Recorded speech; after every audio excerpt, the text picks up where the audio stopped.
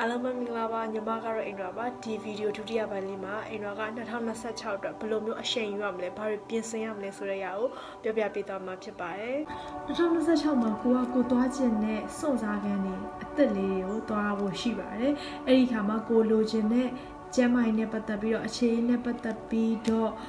လိုချင်တဲ့အရာလေးကိုစိတ်ကူးတဲ့အရာလေးတွေက2026မှာဖြစ်လာဖို့စတင်ပါပြီ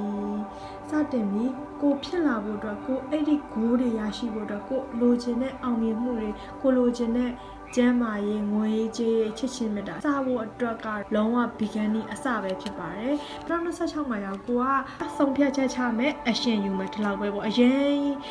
တွေးတောနေတာမျိုး plan တွေရမ်းချနေတာမျိုးအဲ့ဒီအရာမျိုးတွေဒုံဒုံနိုင်လုပ်တဲ့အရာမျိုးတွေကိုလွှတ်ချပြီးတော့2026မှာလုပ်ပေးရမယ်2026မှာ celebrate လုပ်ရမယ်ပေါ့နော်ဘယ်အချိန်မှာ celebrate လုပ်ရမလဲဆိုတော့ကိုကလွှတ်ချတဲ့အချိန်မှာလွှတ်ချမယ်အရာတွေလူတွေအရာတွေလုပ်ပြီးလို့ရှိရင်ကိုကလုံးဝ celebrate လုပ်ရမယ်ဒီအရာက2026ကကိုအတွက်အကောင်းဆုံးအချိန်ပဲကို2025မှာလွှတ်ချပြီးတော့2026မှာရှေ့ဆက်ဖို့အတွက်လုံးဝ body mind spirit relax ဖြစ်ပြီးတော့